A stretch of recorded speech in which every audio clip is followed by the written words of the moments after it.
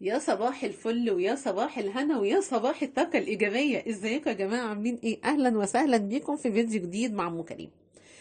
النهاردة بقى جاية أقول لأصحابي اللي داخلين القناة جديد أهلا وسهلا، نورتوا الدنيا كلها. أنا اسمي منى، وديت قناتي قناة أم كريم. أنا ما عنديش أي قناة تاني خالص خالص خالص، الحمد لله، ديت ربنا يبارك فيها. صحابي وحبايبي اللي معايا من اول ما دخلت اليوتيوب، صباح الفل على الجميع، وربنا يرزق الجميع، وربنا يستر اعراضنا جميعا، وربنا يرزقنا جميعا رزق حلال، ويعدينا من الدنيا على خير. الاسئله اللي انا جايبها لكم دلوقتي مبعوتالي بجد، بتقول الاسئله بتقول هي الدنيا واخدانا رايحه بينا على فين بجد. بجد والله، هي واخدانا ورايحه بينا على فين. ربنا يرحمنا ويعدينا منها على خير.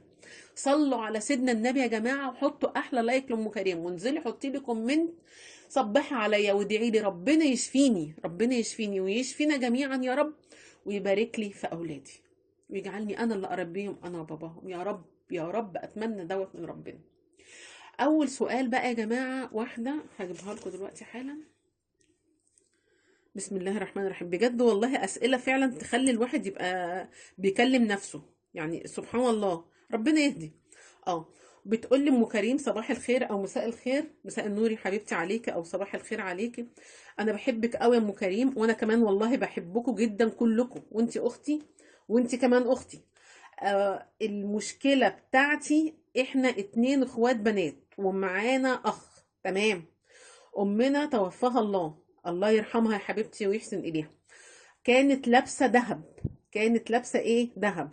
اخويا قال مفيش حاجه اسمها ان البنات تاخد ذهب، احنا هنبيع الذهب ده وهنفرقه علينا احنا التلاتة، يعني البنتين والولد. فانا حاولت انا واختي ان احنا نقول له ادينا نصيبنا من ذهب امنا، مرضيش. ونزل بالفعل يا ام كريم. نزل بالفعل يا ام كريم، باع الذهب وجاب الفلوس وقال ده نصيبك، وادى لاختي نصيبها وقال ده نصيبك، يعني ادى للبنتين نصيبها، تمام ماشي. المهم، انا ظروفي كانت صعبه ان انا ما قدرتش اشتري الذهب، واختي نفس الموضوع. اخويا متيسر جدا، ربنا يوسع عليه ويوسع علينا جميعا. المشكله يا ام كريم، لا قوه الا بالله، المشكله يا ام كريم ان انا اتفاجئت ان مرات اخويا اتفاجئت انا واختي ان مرات اخويا لابسه ذهب امي. فبسأل اخويا، راح قال لي انا بعت الذهب، تمام كده هو. وبعد ما بعته رجعت في كلامي وتمنت وانا قاعد، وايه، واديت لكم فلوسكم زي ما السايغ قال، وانا اخدت الذهب، تمام. فانا قلبي بيتعصر لما بشوف ذهب امي لابساه مرات اخويا. اعمل ايه؟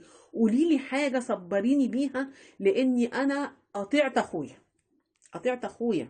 الله اكبر. طيب بصي بقى يا حبيبه قلبي، المشكله دي اول مشكله. المشكله ديت انت صعبان عليا، مفيش كلام، بس انا زعلانه منك، يعني انا زعلانه منك وعليكي في نفس الوقت. ازاي يا ام كريم؟ اولا يا حبيبتي، فعلا ربنا ما يوريها لحد ان انا ما اقدرش، ربنا يدي الصحه لامي والامهات جميعا، ما اقدرش اشوف جلابيه بتاعت امي حد تاني لابسها، الا اذا كنت انا مديها له عن طيب خاطر، عن طيب خاطر عادي خلاص ما فيش مشكله. لكن انك تشوفي دهب امك مرات اخوكي لابساه، دي حاجه فعلا فعلا متعبه للنفسيه. لكن انا هقول لك على حاجه، اوعي تقولي لاخوكي، او انا معرفش انت قلت له ولا لا، لان مرات اخوكي شكلها كده عناديه. يعني ايه؟ اول ما اخوكي جاب الدهب بقى لابساه وبتشخلل بيه بقى وبتوريه لكم. فبصي، انت دلوقتي غلطانه في حق نفسك انت واختك، ده كان حقكم، ده كان حقكم. ليه سبتي اخوكي يتصرف؟ انا معرفش اخوكي ده الكبير او الصغير، بس الحق ما فيهوش كبير وصغير. الحق ما فيهوش كبير وصغير. انت كنت ممكن تقولي له مثلا نحكم حد من العيله، انا معيش مثلا اشتري دهب امي، تمن لي واديني مثلا بقيمه اللي انا هاخده، ادوني دهب من امي، يعني الله يرحمها يا رب ويحسن اليها. او تقولي له مثلا نروح دار الافتاء ونسال، تمام كده، انت استهونتي في حقك من الاول، فما ترجعيش تلومي الا نفسك. تمام كده، اخوكي قاسي، انا معاكي، اخوكي قاسي، بس معنى قساوته بقى ان انت تخسريه كمان؟ انا ضد اي حد يخسر اخوه، يخسر اخته، يخسر اي حد من دمه. طب والله انا ضد اي حد يخسر اي حد قريب ليه، الا اذا كان بقى يعني ايه، انا اسفه يعني في اللي انا هقوله، مثلا ان الانسان مش كويس. لكن اخوكي يعني الله يهديه ويصلح حاله، هو اللي عمله مش حلو، اللي عمله مش حلو. ان انت اشتريت ذهب امي وتلبسه لمراتك وتكيد بيه اخواتك البنات، دي حكايه. بس ده رأيي أنا، وأنا رأيي طبعا يعني صح أو غلط، محدش صح طول العمر ولا حد غلط طول العمر. صحابي اللي في القناة وإخواتي بردك يقولوا لنا رأيهم. أنا شايفة إن أنت استهونتي بحقك أنت وأختك، لكن ما تزيديش بقى الموضوع تاني، تكون مثلا والدتك اتوفت وتخسري أخوك تقطعيه. إلا صلة الرحم، هو قاطع، هو يعني شكله كده قاطعكوا أو ما يستهون. الله أعلم، هو شكله قلبه قاسي، يعني شكله قلبه قاسي. لكن ربنا يهديه، ادعي له، ولو ليكي حق ربنا هيبعتهولك. واطلبي حقك من ربنا، ما تطلبيش حقك من اخوك، محدش بيدي حد حق. خلينا صراحة، خلينا صراحة كده وحقانيين مع بعض. انك هتطلبي حقك من بني ادم الا اذا كان عارف ربنا، الا اذا كان عارف ربنا. انت كنت حكمتي حد كبير من العيله، كنت مثلا رحتي زي ما قلت لك دار الافتاء، بس ايه العايط في الايه، في الفايت نقصان عقل. يعني لو انا بقى هتكلم في الفايت يبقى نقصان عقل. انت ما تقطعيش اخوكي، وما تحسسيش مرات اخوكي ان انت متضايقه من لبس دهب امك في ايديها. هي انسانه يعني، ربنا يهديها ويصلح حالها. فانا مش معاكي ابدا ان انت تقطع اخوكي. وانتوا كمان يا جماعه قولوا رايكم، قولوا رايكم في حاجه تاني كمان. بسم الله الرحمن الرحيم. يعني ربنا يهدي والله الاخوات يا ستي، والله ولا ذهب ولا فلوس. امك راحت فين بقى؟ الله يرحمها ويحسن اليها. يعني ذهب ايه اللي هنزعل منه كده؟ هو حاجه تزعل، بس انا بحاول اطبطب عليكي، بس انا زعلانه منك ان انت استهونتي في حقك. في واحده تاني بتقول لي: ام كريم انا معايا مبلغ حلو، عايزه اجيب شاشه، محتاجه شاشه في اوضه النوم بتاعتي، انا عندي شاشه كبيره في الصاله، ولا اجيب مكنسه؟ يا شيخه يا شيخه ده سؤال؟ يا ستي ده سؤال؟ لا طبعا جيب المكنسه، ده طبعا جيب المكنسه. شاشه ايه وبتاع ايه؟ المكنسه ديت هتريحك، هتوفر لك وقت، مش هتعفر لك حيطان الشقه، هتجيب لك التراب بتاع السجاده، شفت الجحل كده؟ لا المكنسه طبعا، انا لو مطرحك هجيب المكنسه. في سؤال تاني يا جماعه، بردك قولوا رايكم يا جماعه. هي تجيب الشاشه، هي عايزه تجيب شاشه في اوضه النوم بتاعتها، يعني عندها شاشه كبيره في الصاله زي ما بتقول. بصوا بقى السؤال دوت، انا اسفه طبعا لصاحبته ديت في التعليقات، يعني في التعليقات عندكم، انما دول كانوا على الايميل عندي. بتقول لي: ام كريم انا ابني في الجيش. معلش يا حبيبتي انا عارفه ان انا اتاخرت عليكي، بس انا كنت بلم كام سؤال علشان احطهم مره واحده. انا ابني في الجيش وبيقعد فتره، هي مش موضحه لي الفتره قد ايه، واللهم صل على النبي. واول ما بيجي بديله مبلغ، المبلغ دوت يا اما بيبقى 1500 يا اما بيبقى 2000 جنيه، وطبعا ده بيعمل لي دروب في ميزانية البيت. طيب، وكمان احنا بنعدي الايام كلها كده لحد ما يجي ونعمل اكل حلو. طب اعمل ايه؟ انا مش عارفة تعملي ايه في ايه. انت خلاص عودتي، اسم الله ربنا يخليه، ده راجل في الجيش، عودتيه ان انت تديله فلوس، تمام. عارفة لو انت ما اديتلوش، لو انا قلت لك ما تديلوش، يا نهار ابيض، عارفة هتقعدي الفترة، انا ما اعرفش بيقعد فترة قد ايه او هو فين او كده. هتقولي ايه؟ يا ترى الواد كل ولا لا؟ يا ترى الواد وهو جاي هيلاقي فلوس مواصلات ولا لا؟ يا ترى الواد هتبقي كده. لكن مش هقول لك هو انا شايفه ان هو مثلا المفروض يشتغل، وبردك هقول يمكن فتره اجازه الجيش قصيره مش عارف يشتغل فيها. طب هو كان بيشتغل قبل الجيش؟ طب هو كان في كليه قبل؟ مش عارفه، انت مش موضحه الحته ديت. ما علينا. بصي حبيبه قلبي، خير الامور الوسط. انت مثلا بتديله 1500 او 2000 جنيه، طبعا ده اكيد بيعمل دروب جامد في البيت، اكيد الله يكون في العون يعني. هاخد بس حبه شاي. بيعمل دروب في البيت. فانت هتعملي ايه؟ يعني خليها 1000. انا معرفش المده، بيقعد مثلا كل شهر بيجي لك قد ايه، ولا بيقعد في الجيش قد ايه، انا مش عارفه. فشوفي المده مثلا في اليوم ممكن هو هياكل بقد ايه. تمام كده اهو. وفي الجيش اكيد في اكل، يعني انا معرفش برضو، يعني معرفش. تمام، اكيد في وجبات وفي خدمات وفي حاجات. لكن هو يا حبيبي لازم يكون معاه فلوس، ان هو مثلا وهو جاي مواصلات، ممكن يكون في حته بعيده. شوفي المده اللي هو هيقعدها بعيد عنك قد ايه، وانت بقى تحكمي في المبلغ. يعني قولي له مثلا والله انا هقدر هديك 1000، او هقدر اديك 800، وهقدر اديك 700. انا ما اعرفش هو بيقعد قد ايه بعيد عنك. تمام كده هو. لان انا لو قلت لك ما تدلوش والله انت ما هتقدري، يعني مش هتعملي وكده، وهتدعي عليا تقولي بص ام كريم قالت لي ما تديش للواد، يا ترى بياكل يا ترى بيشرب كده. تمام. فانا مش قادره اقول لك ما تدلوش، يعني بصراحه لا، مش هقدر. وانتوا يا جماعه برضك قولوا لي رايكم. تمام. بصوا بقى، بصوا بقى الايه المشكله دي. لا قوه الا بالله. ام كريم انا بحبك قوي، وانا كمان يا حبيبتي والله العظيم بحبك من غير ما اعرفك، والله العظيم انا بحب اي حد الحمد لله. بصي يا حبيبتي، ده انا اللي بقول. بصي يا حبيبتي، انا المشكله بتاعتك هقولها، بس ما تزعليش مني في اللي انا هقوله. يعني ما تزعليش مني في الرد اللي انا هقوله. طيب ام كريم انا بحبك قوي. انا مريضه، رجلي اليمين تعبانه جدا. تمام. مركبه فيها مسمارين، ربنا يشفيك يا رب ويعافيكي. فجبت واحده بتشوف لي اشغال البيت او شغل البيت. تمام كده هو ماشي، مفيش مشكله. بس الواحده دي حلوه قوي. صلى على النبي، ربنا يا رب يحليها كمان وكمان. ديت بقالها سنه معايا، وانا الايام دي قلبي مش مطمن لان البنت حلوه قوي.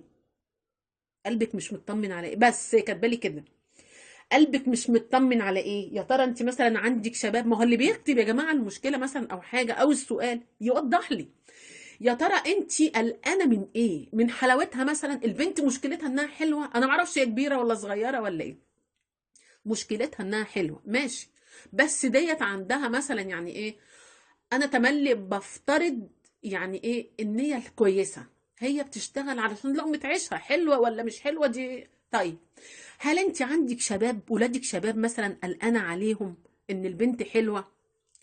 هل انت، انا حاسه ان مفيش حته الشباب، انا حاسه بقى ان الزوج، الله اعلم برضك، يعني ده احساسي. فعشان كده قلت لك في الاول بصي ما تزعليش مني في الرد. بصي يا حبيبه قلبي، هل انت مثلا يعني انت بقالك فتره بتقولي، دلوقتي انت يا دوبك قلقانه ليه؟ اشمعنى دلوقتي؟ اكيد في حاجه حصلت، او اكيد انت شامه حاجه، او انت لاحظتي حاجه، او انت في حاجه اتغيرت. اكيد انت مش موضحه. لكن البنت مشكلتها انها حلوه، خلاص ماشي. هل هي مثلا سرقت؟ هل مدت ايدها؟ هل اتكلمت بطريقه مش كويسه؟ هل هي اخلاقها مش كويسه؟ ما تدخلهاش البيت، لا حلوه ولا وحشه. لكن انا ما اقدرش احكم على اللي داخل بيتي. اللي داخل بيتي دوت انا ممكن ما ادخلوش، لو بيبقى في منه مشكله لاولادي او لبيتي او لاي، ما دخلوش، ما دخلهاش. تمام كده هو، واشوف حد تاني. المشكله عندك في البيت. من كلامك المشكله عندك في البيت. انا هقول لك حاجه، انا ما اعرفش ان كان ابنك او زوجك. بصي يا حبيبتي، الراجل، زوج ابن الراجل عامه، المبصبصاتي اللي بيبصبص اللي عينيه زايغه، لو هي كلبه جربانه تمام كده هيبص عليها. معلش بقى، انا قلت لك في الاول سامحيني، وانا بقى انا ما بعرفش ازوق الكلام. انا يا اما اتكلم كلام بما يرضي الله واللي طالع من قلبي بقوله، يا اما خلاص. الراجل طالما عينه زايغه، لو هي كلبه جربانه كده بيبص عليها.